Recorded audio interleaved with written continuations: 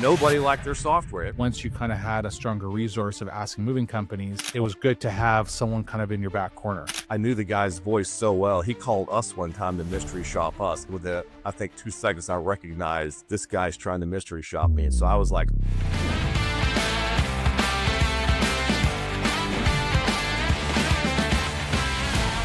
welcome back to Movified. I'm your host, Mark Hirschi, owner of Salmon's Moving and Storage, located in beautiful Vancouver, British Columbia. And it is Movified Mondays. Welcome, everybody, to the show. We are excited to have Tobe Thompson with us. And if you don't know Tobe, he is the creator, the brains behind SmartMoving, which I think he's kind of passed off to everybody else now. But he really wasn't a guy that just wanted to build software for movers. He built it with them. And we're going to kind of dive deep in with Tobe on that origin story and how that worked, because from onboarding movers himself to building one of the fastest growing platforms in the space, because everywhere you go, you either hear about SmartMoving or Supermove or Movistics. I mean, those would probably be my top three, even like Move It Pro as well too. These guys have built this space for moving companies that you want to use, because he's on a mission, just like many, to help movers make more money and get their lives back. So welcome, Tobe, to the show. thanks for having me. Yeah, I appreciate it. Finally got my invitation, so I was waiting. Yeah, well, this is great because I think the timing is fantastic right now, because we have some exciting news that are coming up for the summer that's coming through for SmartMoving as well too. And I really kind of want to sit down and dive deep with you. I want to kind of share this story because I think it's a funny story. But one of the first times I met Tobe, we were at a conference together in Arizona, and bless his soul, he got invited to jump in an Uber with a bunch of movers. And I was the backseat mover that just wouldn't shut up, because I was just so jazzed and pumped with options and things that I could see SmartMoving doing. And poor Tobe got shotgun and just had me chirping in his ear behind him of all the things that I wanted to see change with SmartMoving. And I bet you Tobe in his head was like, can this guy just shut the fuck up? Can he stop now? How much longer is this ride? Yeah. Like he's looking at the time. He's like, I got to get out of this car. This guy's just going to bite my ear off. But you know, that was the first time we'd met. I think you just you hammered me. Yeah. It was good. Yeah, for sure. And and for me, it's one of those things where I always love looking at businesses or looking at situations and going, how can we make this better? And how can we make this more efficient? I am very an ideas guy. You ask me to implement something, it takes me forever, but I'll definitely hit you with all the ideas possible. And I always think with technology, I'm always kind of going, I even went to Tobe a couple of weeks ago going, yeah, but can't you just do this? Like, can't you just like tell this guy to do this? And it's only one click. What's easy fix? And, the reality is there's so many different, I wouldn't say even loopholes, but there are so many different stages and roadmaps in place to initiate one new update, that if Tobe and his team would listen to every single mover, the actual software would probably be all over the map. Because they're and stop me if I'm wrong, but you really want to have this foundation, and then you kind of want to work on the add-ons that work effectively for the moving company. And one thing that I remember going through a demo, one moving or software company said, look, you can try 6 or 7 different softwares out there. Whatever you're doing right now in your office won't work for every software, because you've systemized it, you've made it work for your company. And unless you're interested in adapting and doing small changes, great. Hey, let's make this happen. But instead, what ends up happening is us entrepreneurs, us business owners, we get frustrated because we go, okay, but it's not able to do this. And this is how we used to do it. And can you not just tweak this and make this fix? And we all kind of want that. And in reality, just like change, once we've actually done the change, we start to realize, oh, wait a second, the way SmartMoving has it set up is actually more efficient, and I'm making it happen a lot faster. Nobody likes to change. We change software internally as well, vendors that we use, and it's the same process. Like we buy another piece of software. It doesn't do exactly how we used to do it in the past. And so we've got to always adapt. But just to give you a sense of scale on the feature request side, we probably get 50 or 60 requests a week. Inside the software, we've got a mechanism to let people submit, see what we've got on the roadmap, those kinds of things. So there's a lot of requests that come in, and you're right. If you did all of them, the software would be so complicated, so bulky, you couldn't ever, set it up and use it. And so naively, when I started this business a long time ago, because I did not come from the moving industry, never worked at a moving company, I thought, it's moving. How hard can that be? And I really got slapped in the face once we started talking to movers and really dug in and felt, wow, like there's a lot of complexity here. Every state has different regulations, federal or different regulations. Everyone wants to do something totally different than the other guy. You last 10 movers, they've got 10 different processes to kind of, achieve the same thing. So it's been a challenge, but I think we enjoy talking to movers and just coming up with solutions to problems. Well, which I love. I think when when you start diving deep into the moving world, there is a basis model, like, your base model, which is, hey, I just do an apartment move, or I just do a couple house moves, and that's all my focus, not stores, not anything else. I'm just doing local moves. And anybody can probably build that software. Like, it's pretty it's simplistic. And I talk to my sales staff all the time where they say, oh, great, yeah, this program looks great, but what happens if it's a 3-day move? What happens if there's a packed job? What happens if there's an unpacked job? What happens if it starts on a Monday for 2 days, but then it doesn't, it's an office move, and then it continues on next week? And I have to build out these quotes and build out these estimates. And so when you start getting more complicated, you need a good CRM system that can handle the situations.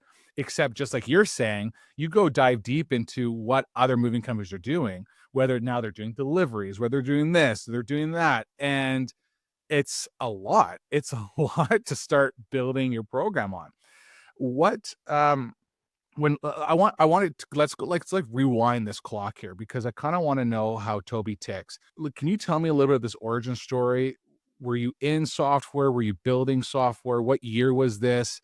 When you started wanting to create a software for moving companies? Yeah, so I got the idea back in 2010. So I've had the idea of, many years before we actually started building the software.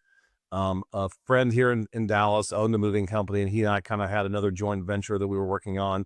And I was at their office one day, and they had a little call center. They had, it was a decent sized business, maybe 100 trucks. So they were a pretty good sized company.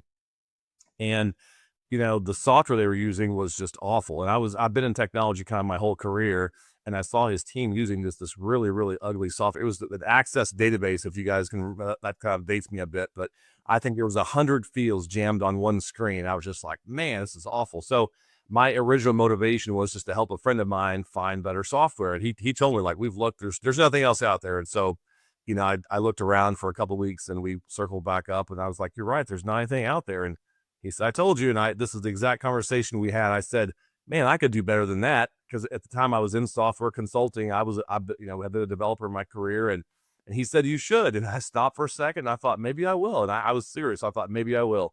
And so that idea rolled around my head for years until 2018.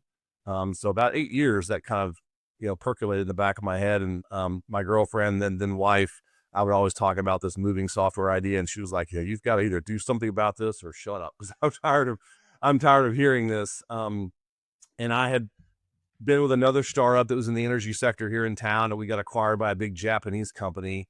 And that was fun for a little while, but a multi-billion-dollar Japanese company just wasn't my thing. And so I decided just to quit and start the moving software, SmartMoving software, in 2018.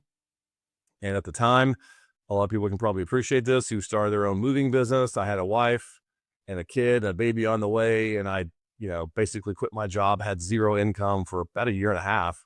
Convinced one of my top engineers at the previous company I was with, who was a consultant, he would never come on full time. I somehow convinced him to join with me and be my CTO, because he was the best developer engineer I'd ever met. And so, the two of us got to work in early 2018 and spent a full year working on version 1. And then we launched, started acquiring customers in early 2019.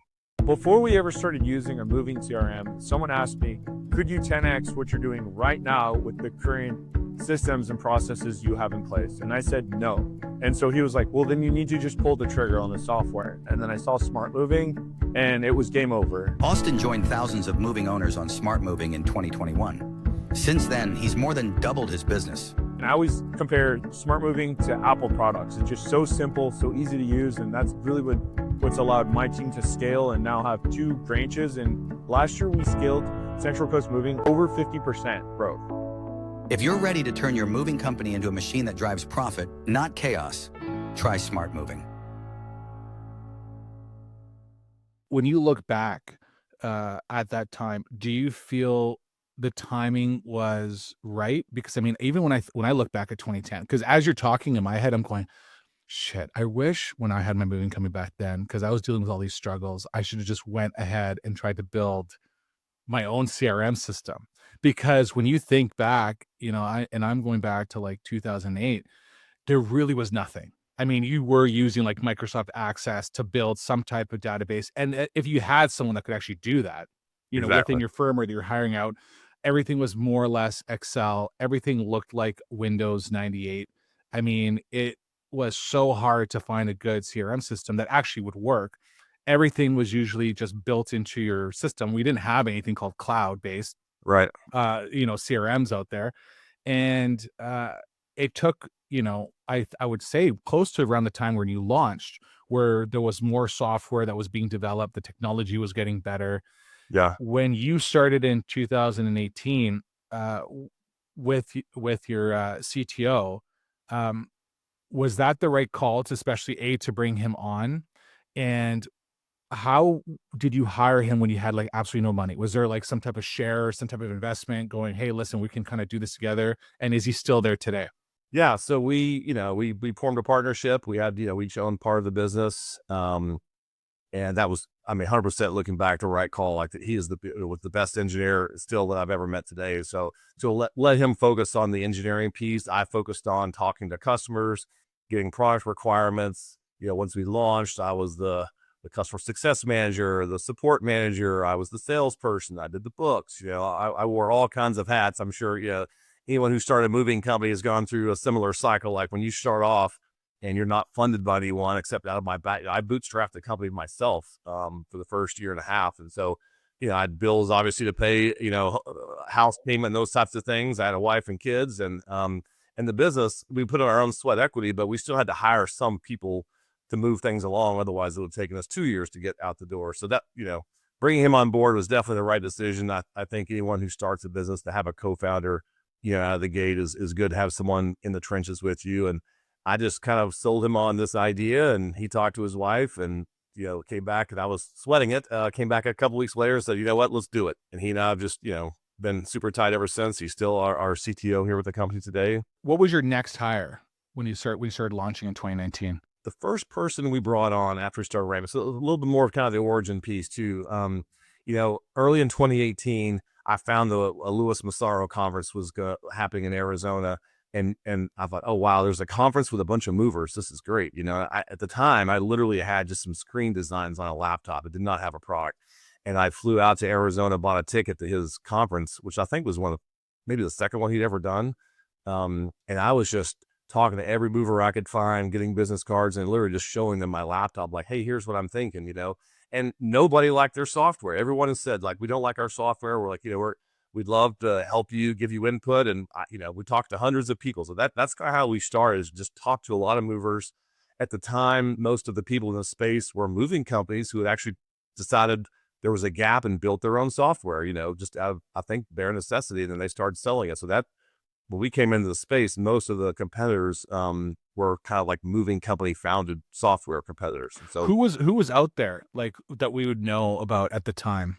At the time, the three ones that were most known was Move It Pro, El Romco, the Move Board, Right, and yep. Movegistics. Like those were the three. There was one actually prior to that, which should have actually been the market leader, called Move Point. There's some Okay. guys in Ohio that started this software. I thought it was the best software at the time that was out there. That predated those guys. But they kind of used it internally and they sold it a little bit, but they never did a lot with it. But I thought it was the best thing going, and they just never invested. And so eventually they kind of, got lapped. Now, a secret question though, so we sort of cut you off.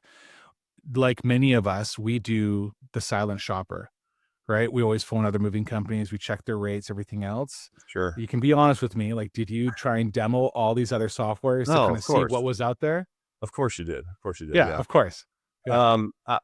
Funny story. Well, I'll just be super open and honest here. I think I mystery shopped El Ramco many, many times. And I knew the guy's voice so well. He called us one time to mystery shop us. It was, I think, 2 seconds I recognized this guy's trying to mystery shop me. And so I was like super off the deep end and all the things I was saying. And I couldn't get him in for a demo for several months. But, it was kind of having good times. But I think everyone has shopped everyone else. I'm quite sure everyone's logged into our software of our competitors and looked around. So, but we've got our own ideas, our own software designs. Like, I think, we've done a good job of just listening to movers, finding out what the problems are. And I think what really helped us is we had a technology background and I had no preconceived notions about how a moving company should be run. If you own a moving company, you start building software, you're naturally going to build it to your processes. And as you mentioned earlier, that might not be what other people, how they run their business. And so us talking to hundreds of movers and getting a very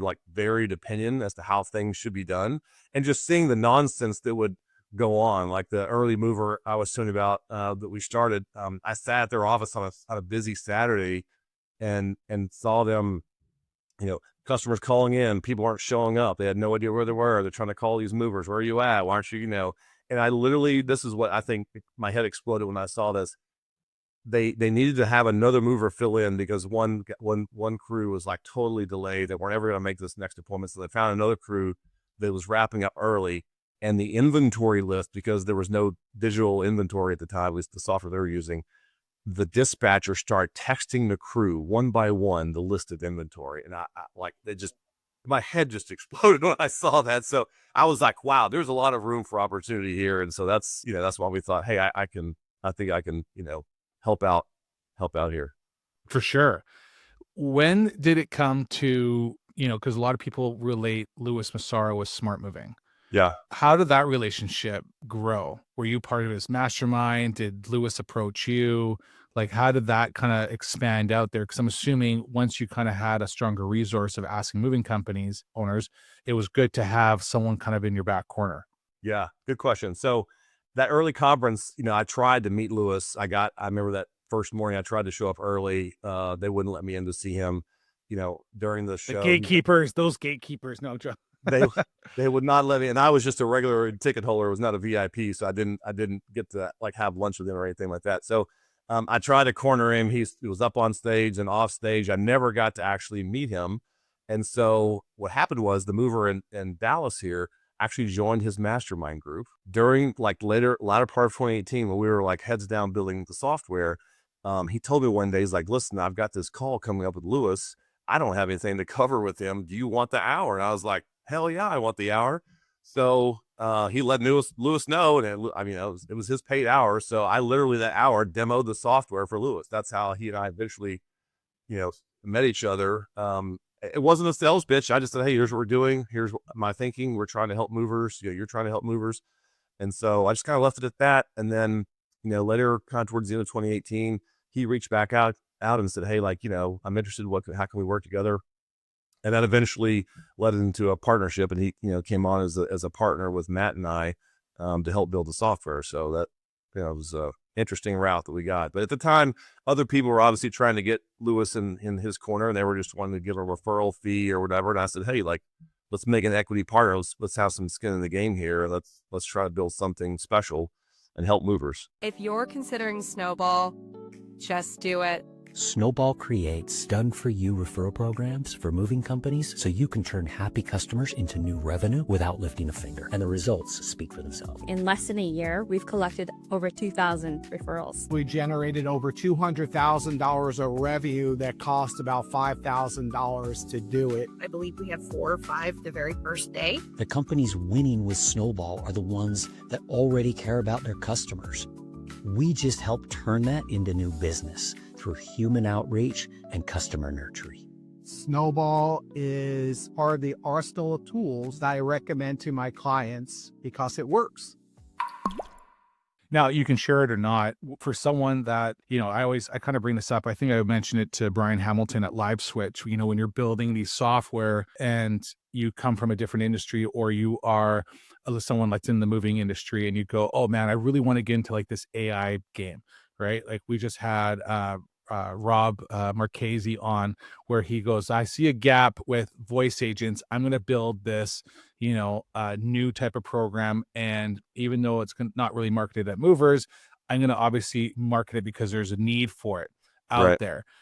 And you get to that point where you're like, oh, I could probably use some investors, or it's time to grow, or we're going to start running out of funds. Cause you see this a lot in the tech space. It's like Right. either they get tons of money and they fail, or they are trying to grow and they need that angel investor, and then they explode and then end up getting bought out by some billion-dollar numbers. When you get to that point where you're like, okay, cool. So there's 3 of us now. We got Lewis on here.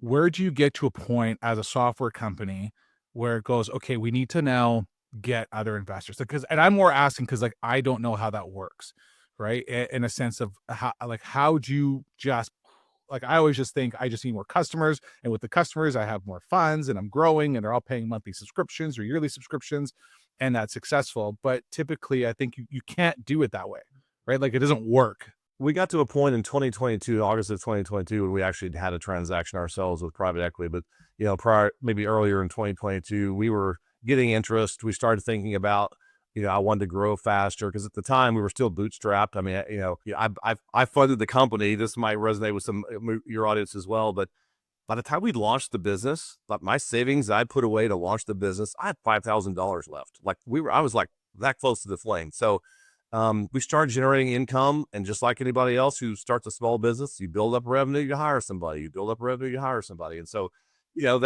that's a slow burn. But that's at the time, that's all we could do, and I think that really makes you focus on running an efficient business, really, being tight in your operations. If you just get dumped a bunch of cash out of the gate, then you just look for ways to spend it. And so we were looking for ways to grow, but grow smartly. But once we hit kind of 2022, I wanted to go faster, and we were getting a lot of interest. And so we started talking to various private equity companies. We ended up getting a $40+ million investment in August of that year. But, you can't just be growing for the sake of growth. You've got to have good metrics involved. And the company that invested in us, they look at about 3,000 companies a year. They get serious with about 300, and they end up investing in about 2 or 3. So there's a very, very small percentage of companies that they actually invest in. And you've got to have good metrics. You've got to be growing smartly. You've got to have, your retention rates, your net revenue retention has to be good. And these are all kind of software KPIs. But in any business, if you're looking to exit your moving company, you've got to have, a good balance sheet. You've got to know your numbers. You've got to have things tightened up. If you have a lot of revenue but not a lot of profit, that's not great. Some of these vanity metrics aren't necessarily the ones you should be focusing on. So, well, and we see it all the time when you watch like Shark Tank, right? Exactly. It's like, if you don't know your numbers, if you don't know what you're doing, no one's investing in you. When this opportunity happened, it's going to be a double question. What was going through your mind? Like, obviously there's a sense of excitement. You're like, wow, I can now speed up this process a lot faster. Yeah. But is there also that crazy sense of fear going like, we can't fuck up now? Like, we actually have this firm behind us that's invested heavily in us. It's not like, oh, hey guys, like we have $1 million to invest in, or a couple, you got a group of guys together, they all threw in a couple $100,000 and this is great. It's, here's this large investment, we're going to grow. What's going through your mind at that time? I mean, the main concern I had was partnering up with someone that I end up not working well together with, and I hate life coming in every day, right? Because now you've got a boss, essentially. Like, we took on a large investor. I have, people I'm accountable to. And so that's a lot different than just being, yeah. There's a lot more to it now, but it's also exciting and fun. It's fun growing a business. But yeah, there is a lot more responsibility that goes in with it, but I think that's just part of it. And, we were willing to take that on, and they've been great partners. But there's a lot of resources they bring other than money. And so I think one piece of advice I would get, anyone who's going to take on money in their business ought to be looking for more than just money. It ought to be money plus someone who can advise and help. Like, a lot of people can write checks, but you want someone to come in to also add some value to the business other than their checkbook. What are you looking for in that? I mean, you said earlier, you want to have someone on your team that that makes you not so that you're depressed showing up to work every day. Because now you're right, you kind of have this boss that is holding you accountable. And like my wife always says to me, she's like, you're probably the best person to be your own boss, because you reporting to someone would be horrible. So, like, what does that look like? Is there something that you could share, or some key advice for those that are looking for maybe that investment, even within their moving company, right? Because a lot of times it's like that uncle that goes, "Hey, Bobby, all right, I'm going to retire and I have $100,000 to invest in the company. I really don't know anything about the industry that you're in, but I just want to see you successful." Right? It happens all the time, right? That grandma that's writing a check or something. But those type of investments. Is there something that we should be a little bit more key on asking? You mentioned about having, the fact that they have other assets to play with. So, advisor teams, somebody that they can, coach you or mentor you. But like, what else would you be looking for? I mean, the two big things are obviously advice, right, and resources. We also get a lot of help with just recruiting, which is also a really big advantage. For someone who's taking the friends and family around, I think the big piece of advice would be just like, make sure you have that structured in a way where everybody's clear on what the arrangement is, because if you are successful, you want to make sure you're protected, right? And that someone else isn't going to come in and say they own a large chunk of your business. And just make sure you keep your paperwork.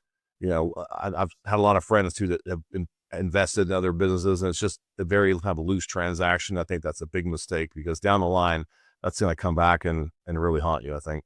You think that handshake was a factor, but when you've lost their money, they're Right. coming back and going, Yeah. where's my money? Or when you make it quite well, they go, hey, okay, I want some, dividends or percentages in this firm. So I always would suggest to make sure you have things clear and written down as well too. Yeah. And when you get an investment, spend it like it's your own money. Don't just go out and feel like you've got a wad of cash. You've got to go blow it somewhere. Like, smart growth, I think, is much better than just like light the, gas on fire and try to just, go the mood or go broke kind of a thing. When you get this investment, and now it's 2022, 2023, Yeah. 2022. Yeah. How fast is your company growing from there? Like, are you now with the help of the investors going, okay, this is who's like the next group that you need to hire? I mean, we're constantly hiring engineering, sales, and customer support. Like, those are the big groups. And we've, I think when the investment happened, we were around maybe 15 people. We're going to end this year around 80. So it's been a significant, employee growth. With that growth comes a lot of challenges and a lot of employee, there's a lot more employee things that go on. It's not just a couple of 3 people, who can quickly make decisions and do things. There's a little bit more structure and process to that. So there's a lot of things that kind of come with that you've got to, be prepared for. But overall, and then I think, as I'm sure you've seen too, like, the bigger your business gets, like, you have to also transition as a leader. Like, I can't be the do it all, wear all the hats person anymore. Like, even if I wanted to, that wouldn't be successful. You've got to hire good people around you and start to delegate and work with them. And, you don't want to be the smartest guy in the room. You want other people on your team that are really good at what they do, and let them add value. And you just kind of, help remove blocks and empower them to do good work. So it's a shift that's, for someone who's not a serial kind of, CEO, I would say, like, that takes a little time to kind of adapt to. Are you a mover looking to make an impact? Discover Moving Letters AI and join the ML Plus Club today. Elevate your customer engagement with the personal touch of handwritten letters. If you want to take your company to that next level, it's the only way to subscribe. If you're doing anything but Moving Letters AI, you need to get on it. So it's going to take your business to that next level. You're going to see an increase in that revenue. Let's go. I highly recommend using this company. They're amazing to work with. They even send you an email on how much work they're producing for you. Don't miss out. Join the revolution and start making moves that matter. Put a golden damn ticket in there with Moving Letters AI. Being found on the second page of Google is literally like having a billboard in the middle of the desert. Your mama ain't gonna see it. No one's gonna see it. You're on the second page of Google. No one's gonna call. No one's gonna book. Here is the deal. If your business is not ranking on the top of Google, that means your competitors are going to be stealing your customers every single day. So at Rotate Digital, we don't play any guessing games. We use data-driven SEO strategies to make sure Google finds you first so that these Google searches turn into your customers, not your competitors' customers. How do we do it? We do it through AI-driven keyword optimization, exclusive blog networks, backlinking strategies, and honestly, the secret stuff, the proprietary lead attribution software. So what do you get as a result? You get not only good marketing, but now you get clarity into what is bringing you more revenue. So if that's something you want to do, you want to make sure your leads find you and not your competition, go ahead and go to rotatedigital.com, schedule a call, and we'll help you take your business to the top of Google. Did you have like a mentor or a coach or someone that you could lean on at that time for advice? Like, was Lewis part of that advice seeking, or just because, you know, you get to this point, you're wearing so many hats, it's how do I delegate? How do I build this out? I mean, I can only see, and I saw this with my previous moving company where we were 15 to 20 people. You know, I sell that company off. I now jump over to Salmon's and there are like 60 people. 11 people in the office as opposed to 3 people in the office. And that shift in leadership and how to keep the dynamics together, and then also culture, how did that process go for you? I mean, we early on, you know, I kind of chatted about this earlier, but there was a coach in our space. His name is Dan Martell. He's a Canadian. And I joined his group kind of early. Shout out to Dan. Yes, Dan helped me a lot. But I joined that coaching group early on. It was just a big group of software founders. So for me, that was really invaluable. And, you know, why, you know, learn something the hard way, like just go and get a mentor group and a coach. I highly recommend anyone of any size, no matter what size your business is, find a coach, someone who can give you advice, hold you accountable. And that's what SaaS Academy did for us. And it really, you know, introduced me to another network of software founders, which was great. There was, you know, quarterly get-togethers where we got to be in person and, you know, like share stories and things together. And so, you know, I think Lewis was that for a lot of people early on. I think a lot of people don't, you know, value from that. And I would just highly suggest anyone of any stage, you know, get yourself a mentor or a coach, someone to hold you accountable I think is really key as you're growing your business. I love that. And I completely agree with you. And I think that's super smart. I'm going to flip the script here. Skydiving. You went skydiving. Can you tell me the story? We all want to know about Tobe. All right, I'm gonna have to have a talk with Anna Tyler. She's spilling all my secrets. Yes. Yeah. In college, I went skydiving. It's wasn't the kind where you like today, where, you know, you can kind of buddy up and do a tandem. We actually had to do a 6-hour course on the ground, sign a big waiver, which I felt like every other word was like death or serious bodily injury, and then got taken up in a small plane, and I had to crawl out in the wing. It was a high wing airplane. I had to crawl out in the wing of the airplane, hang on to the wing strut, and they gave me the thumbs up and just had to let go and, you know, kind of jeez, pray for the best. And they told us right when they shut the door of the airplane, don't worry, if something goes wrong, you've got the rest of your life to think about it. So that always kind of stuck with me. I love that. But yeah, I feel like you should have that as a poster in your office. Like, if anything goes wrong, don't worry, you got the rest of your life to think about. Yeah, I got it on video too. I've got to convert that from the old VHS to that kind of dates me to something I can kind of show today. But yeah, I used to be a pretty big adrenaline junkie. Probably still am to some degree. Well, have you done anything recently that extreme, or now you're just too nervous? Yeah, I used to fly airplanes. I used to bungee jump. I'm a pilot, private pilot. So, back in the day, I would fly me and a bunch of my buddies in college, like the Bahamas for spring break. And just, you know, I've got a picture of us flying down South Padre Island, like 50 feet above the water, about 200 miles an hour, you know, on spring break. So we used to be crazy back before I had a wife and kids and responsibilities. That is so cool. When, what would you tell, like, you know, you've obviously seen so many moving companies, hundreds of moving companies that you've worked with over the years, especially spanning over from 2018. What's something you wish movers would understand more? I think the biggest bang for the buck and the biggest issue I see with moving companies of all sizes, not just small ones, is just they really don't put a focus on knowing their numbers and even just having a proper P&L, you know, like that, just some of the basics. You know, movers that have been around 10, 15, 20 years, they're doing, you know, a lot of revenue still a lot of times don't have those basics, like knowing your KPIs, having a good P&L, having the numbers. If you know, it's kind of cliche, but you can't manage what you're not measuring. And so if you don't know what those numbers are, I think it's really tough to then run a profitable business. I think that's a big foundation area. A lot of people skip. They go right to, let's just add more trucks and, add more people. Let's have another location, but they're really not doubling down on some of the core pieces that will really set the foundation for future growth. Would you say this is kind of why you see so many moving companies sitting around that 7 to 10% margin? Exactly. I mean, there's, knowing your numbers, making sure that all your operations are tight.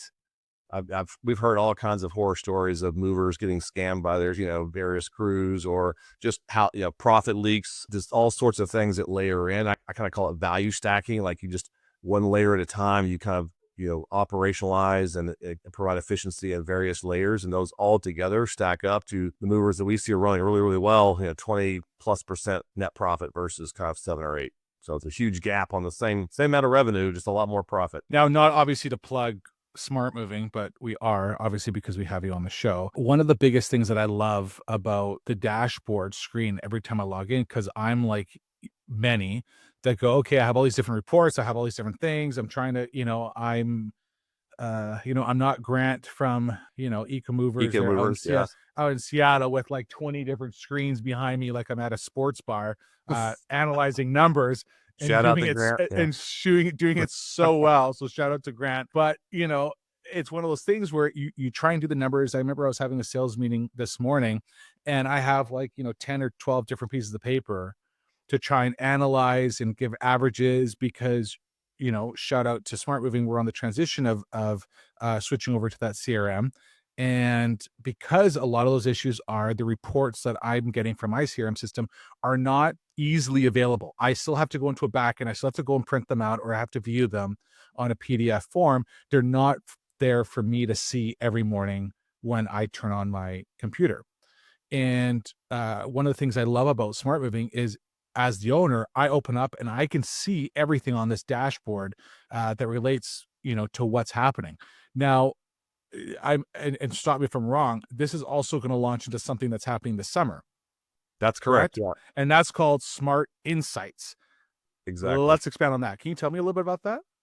Yeah. So, Grant is a perfect example. We see a lot of movers who hire VAs. They're doing a lot of work outside of the software, typically bringing all sorts of third-party data in. They're creating these, pretty intricate Excel dashboards. Obviously KPIs, knowing your numbers, that's something that we think is super important. And so, we've seen a lot of people go through a lot of trouble to build dashboards, and we want to provide that capability inside the system. So Smart Insights is going to be launching this summer.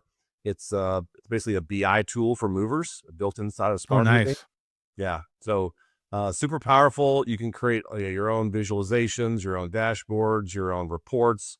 You can schedule reports. You can have reports distributed by filters and salespeople. So you could create a single report and say, I want this report to go to all the salespeople on my team every morning. They will automatically filter and send those out so that you can have one report that gets distributed to your entire team, and they see their relevant data. And again, like we said, custom dashboards. You can even put Excel functions inside, because a lot of people are pretty comfortable with Excel. So there are Excel-like functions you can put inside this to do lots of custom logic and those types of things. And this, we envision this as essentially the BI tool for movers. You'll have access to all of your data. It'll be real time. You don't have to worry about a VA or someone else trying to update this daily, weekly. It'll be real time access, your own custom dashboards and your own reporting.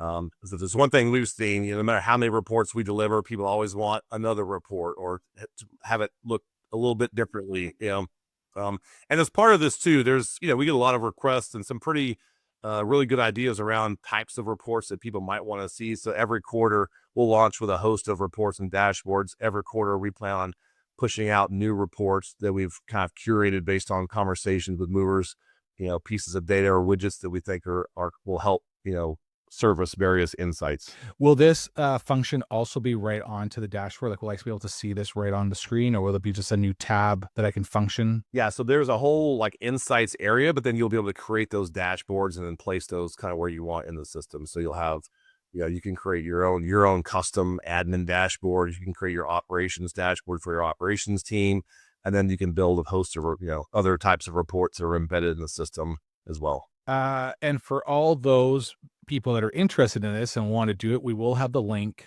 in the description for all those that want to get on the wait list and sign up. And for all those that are listening, guess what? It's free. No, I'm joking. Yeah. Oh, everybody would love that kind of promo. I'm assuming there is a small cost to this, but I mean, the benefits of having something like this, that if you can maximize your numbers and have a stronger hand on it, is well worth it, right? For any kind of additional fees. So hopefully it's not super crazy, Toby, and that you're being nice to us. But I think we've priced it well, perfectly priced for, we see what the kind of money people spend on their VAs and dashboards. I think this is super low entry. Jump on the wait list. We've got a pretty good beta group going on right now that's been testing using it for quite a while. So we've gotten really good feedback. When is the timeline of when this is supposed to come live? It'll be out next quarter. So we're right around the corner. Okay, fantastic. I want to kind of shift it over to AI. We've talked about this a lot in a sense with different guests on the show. And you have so many different applications even that are out there, not even part of SmartMoving. So Right. ComeHome.ai, I know is one of them. You have LiveSwitch, you have Yembo, you have all these different AI tools out there. Is SmartMoving going to, does SmartMove offer that full integration with all of these types of softwares? Is there something that you guys don't work with yet? Or are you also looking at trying to build your own? So we have an open API, Riley from ComeHome.ai. They've been working on an integration with us, which will launch, I think, pretty soon. We've done an integration with Yembo. So we have an open API. We've got a lot of partners that have reached out to us, to integrate and those types of things. But yes, we are working on a suite of AI tools. We already have a few things embedded today in our online and reputation management. We're using AI to generate social postings and graphics, and using AI to respond to reviews and those types of things. But there's a suite of sales tools that we've been working on for a while now that we're going to be launching soon. So maybe you can have us back and we can discuss some of the AI sales tools and stories around that. Hi, I'm Mark Hirschi with Salmon's Moving and Storage. Today, I want to talk about Tighten Up Training. Why? Because this is Netflix grade quality training. It's not those old videos and VHSs that you got hiding in your office somewhere. It's online, it's easy to use, they're short videos, but they get to the point. My new employees, these guys run through these training programs, there's tests at the end, and they're coming out going, oh, I'm ready to rock. So if you haven't checked out Tighten Up Training yet, get a demo done, get on board. Guess what else is there? Online portals for my sales staff. Can you believe it? These guys can learn how to overcome objections and book more leads today. So what are you waiting for? Go check out Tighten Up Training today.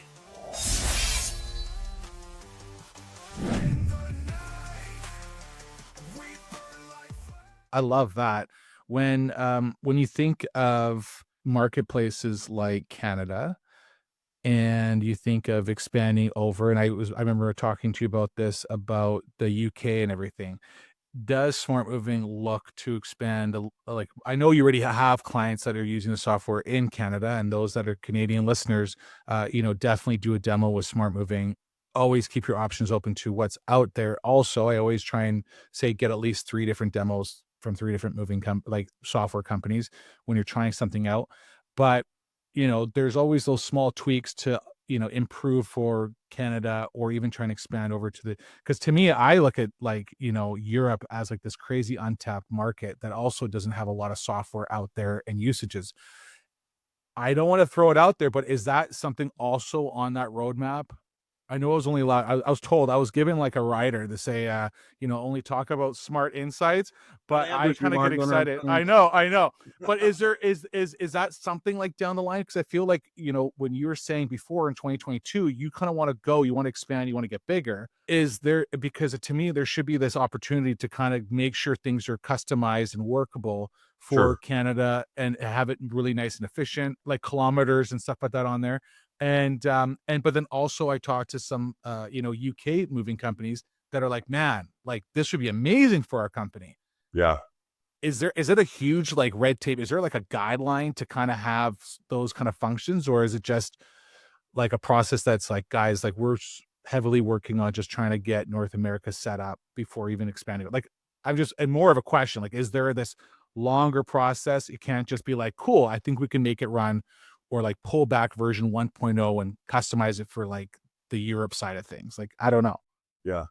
Well, first off, fun fact, most people have no idea about this fact, but paying customer number one of SmartMoving was a Canadian. No, wow. Customer up in Calgary. Yes, they're a long distance mover out of Calgary. So we've been working with the Canadians for quite a while. But you know, as everything with software, it's time and money, right? And we have to figure out like where we put the most resources. All the other CRM vendors that might be listening can totally appreciate, like, you know, you've got way more to chew on than you can possibly ever swallow. So yeah, there's a lot of you know, I would say internationalization we're working on, especially for our Canadian friends.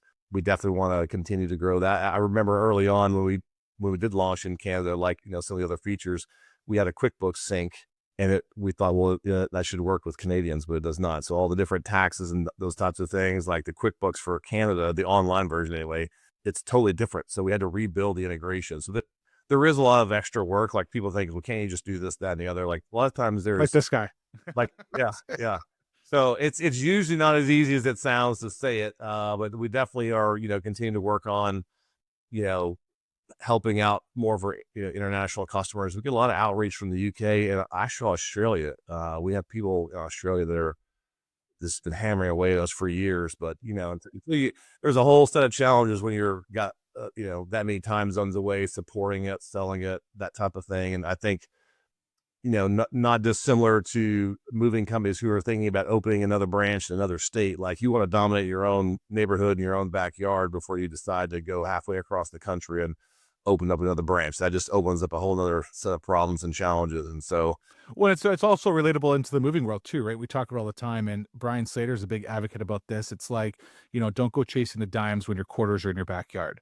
Yeah. Right? Like focus on the growth, you know, and be that hometown titan and and capitalize that before you're ready to expand over. So, and I think when it comes down to CRMs, like most companies, there's always something new coming out almost every single day. Like there's just always something that's changing that you have to kind of be ahead of the game. So, what's one mistake that you see growing movers make? I think the biggest mistake is not having the foundation while they're trying to expand. They focus on expansion. Again, as I said earlier, adding trucks, and they're not really doubling down on the foundational pieces that will set them up for success going forward. So if I have one piece of advice, it's like, get your P&L in order, focus on a handful of KPIs, roll out SOPs, like all the things that might sound a little boring, but like those things will let you hire people and let those people run those processes, and you'll be able to grow, you know, I think at a more smart rate and a easier, less stress on the moving company's owners if those processes are in place. So that would be my one piece of advice of not just starting out, any moving company of any size. Like if you don't have those pieces, if you're not looking at those things on a daily basis, I would say start there. If somebody came and bought SmartMoving tomorrow, and let's just use an easy number, and you were given $1 million that you had to start again, get a business going, what area would you focus in to build another tech software? I really like field services. So I think I would start another field services business. You know, there's a lot of other, you know, field services that I think would be ripe for disruption. And you know, when I started the business, my whole premise was small business in general. I think, you know, we've got a lot of good people in small business. My mother was a nurse for years. Then she opened a Mexican restaurant, and she was a great cook, but you know what? She was terrible at running her business, and we weren't very profitable. And so like, we want to help people be profitable. I think small business in general, like how this, like they're, you know, people are good at moving or plumbing or, you know, electricians, like whatever it is. A lot of good people in those industries, but a lot of those people really don't understand just core business fundamentals, what a good sales process looks like, and those types of things. So for me, like that, I like this area. I like movers and plumbers, those, you know, kind of blue collar industry. I just have an affinity for those industries. And so if I was going to start something else, I would definitely look at another field services business, because I feel like it's something you can wrap your head around. It's easy to understand, the industry and the problems are usually you know, pretty clear to identify. You talked about open API, having SmartMoving, having the ability to integrate with a lot of different companies. Mm-hmm. One of the things that I got feedback from was that SmartMoving, heavily works together with one payment processing company, just like QuickBooks, right? Like, and Right. so many CRMs, and I'm not just throwing you guys into the bath. It's so many CRM systems that I've talked to go, we only work with QuickBooks. Like Sure. that integration strongly works with us. We don't work with like Sage or other types of online, cloud-based finance Right. software companies. Is the ability there? Like, is there like this choice to go, hey, listen, we just kind of want to work with one payment processing company, but you do have the option to have others if it doesn't work for you? Or is the same thing go with QuickBooks? Or is there just like a whole other ball game of integration that SmartMoving has to do on its back end to make that function work? I mean, on the accounting side, we, obviously us and I think everybody else picked QuickBooks because that was by far, the most heavily used accounting system. There's no objection to Zero or any of the other ones that are out there. At some point in time, either we'll enable those as we see the need, or anyone can use our open API, by the way, to build any of these custom, which is the reason we put that out there. Around the payment processor, early on we used to have various, let people like bring their own payment processor. And what we found was, there would be issues, and then the movers would come to us because payments weren't being delivered or, deposited or other types of issues. And most of the time it was on the payment processor side, misconfiguration. And it was very difficult to work with, in number of payment processors. So we made the decision fairly early on. We just want to stick with one, which is Remedy. We want them to be our provider. We want to make sure that we work well as a team. So when there's an issue, people come to us. So we work with them. There's no finger pointing. We solve those problems. And just overall, I think they've done a really good job. We had a mover had about $75,000 in chargebacks about 3 weeks ago that they had initially lost. Remedy helped them fight that and eventually won that back. So they've done a really good job for our movers. I think, again, like you get what you pay for in some respects. Like they've got a really good track record, almost 90% win rate with their chargebacks and just the level of support that they provide. So, so we made the decision a while back just to roll with one provider to control the entire, end-to-end payment experience. And there's things like tap to pay and some other things we're working on, with them. So we're constantly focusing on what can we do payment wise. We've launched ACH recently, consumer financing. So a lot of like payment enablement that we've been able to work with because we have a single provider that we're doing all this with. Truthful, to kind of wrap that up, there is the option, being an open API, to have another payment processing or have another accounting software using SmartMoving, but that sometimes the capabilities could be limited and could cause issues down the line when you're working with them in reality. Like, is that kind of like that in like a nutshell? Exactly. I mean, again, on the payment side, there are certain API endpoints we expose and some we don't expose. So like everything you can do in the software isn't necessarily exposed through the API. That would be, I think, probably overload in those cases. So on the accounting side, there's other systems out there people want to see integrated. Again, we take all those feedback requests in. QuickBooks has been by far the most common. Kind of like when we integrated with Ring Central a long time ago on the phone side. That was by far, in a way, the most common phone provider. Now there's, Dialpad and a whole host of others that we're kind of looking at. So can that integration still work though with companies that are using Dialpad? Yeah, we've got people that have integrated with Dialpad, they've integrated with all sorts of other providers. We do have, there is a free tier of our API in our growth plan. So I would encourage people to take a look at that. We've got great documentation on that. Our engineering team is always happy to not do the programming for you, but provide advice or, point you to partners that do programming, API integrations for us. And then we have a paid API tier, which is, the full suite. It does webhooks. So those are callbacks. You can push data back to third-party systems. And we've got quite a few people leveraging our API for some pretty unique use cases. So I would say anyone who's got third-party systems that they want to integrate with, create unique workflows, like any of that stuff, even use it for, other types of reporting dashboards, whatever it is. Like we've got tons of use cases. it's free. Give it a shot. If it works well, then you can expand to the paid tier and have access to even more APIs. I love that. I think that's really cool. I mean, to have a company and have a software that you readily use, and because there's so much technology out there, and you're like, oh, I already use this, or I want to use this, or I want to try and do that, and have this opportunity to have it integrate into one program. Yeah. To me, it's so. You guys are on the right track, is what I'm trying to say. So, which I love. All right, that's the joys of when you're using a software like SmartMoving. And for so many conferences that I go to, one of the biggest frustrating points I found was going to a conference and half my guys that I'm sitting at a table with and gals looking up their numbers, finding out what's going on with their trucks and their systems, and every single one is like opening up SmartMoving.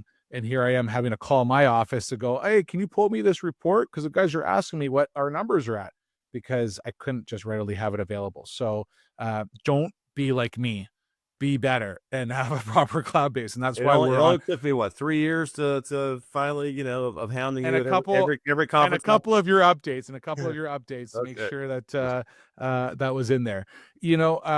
This has been awesome. One of the things I kind of want to just end off with, and it's about the growth side. And I meant to touch base on it when we were talking about the fact that you're up to 80 people in your office. What do you do as a company to keep everybody and keep that culture happy? Like what's one of the biggest things at SmartMoving that you do to really create that fun environment? Because when you are a group of 5 or 6 people, you're like, hey guys, if you want to go for a drink afterwards, like there's that's it, right? But now being a larger organization, what are some of those like top 3 things that you found have worked really well in your company to create that culture? Yeah, good question. And the bulk of our employees, probably 70%, are remote. So that's even a bigger challenge, because we do have people distributed all over the country.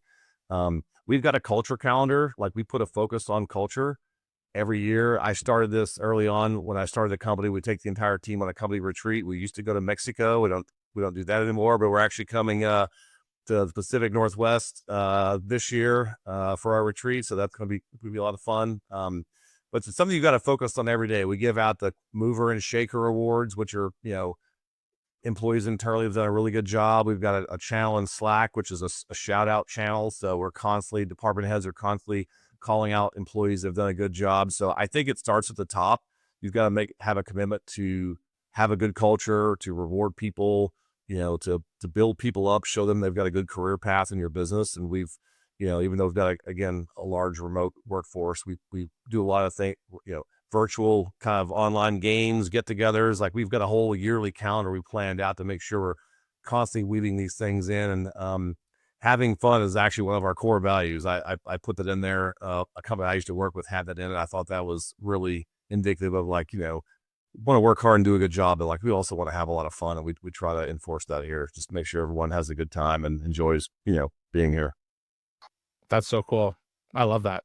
I think that's important for every company, is when you're doing your roadmap for the following year, is to pull up the calendar when you're hitting those goals and you have all of these different KPIs, is to also look at each month as some type of activity, whether it's a potluck, a breakfast, lunch, an outside activity. Like, something should be marked down on the calendar so that you have engagement for the entire year, not just this once a year, summer party and once a year Christmas party. Exactly. I also think too, like, people don't celebrate the wins enough. Like, we always point out, we had another claim, we did this, but, like, you got to really focus on celebrating the milestones and the wins and those types of things. And, don't just focus on the negatives. I think that's also important. I love it. Tobe, this has been fantastic. I really appreciate you allowing me to dig deep and ask some of those personal questions. And for all those that are listening that didn't know that about Tobe, I hope you got something out of it today, because he's a fantastic individual. I always act like Tobe is a good friend of mine now every time I see him at a conference. And I appreciate that. He never held it back after I hounded him several years ago. So these guys have always been fantastic and have open arms to myself, my company, and to Movified. So thank you so much, Tobe, for coming on the show today. I appreciate it. Thanks, Mark. And for all those that are listening, stay Movified.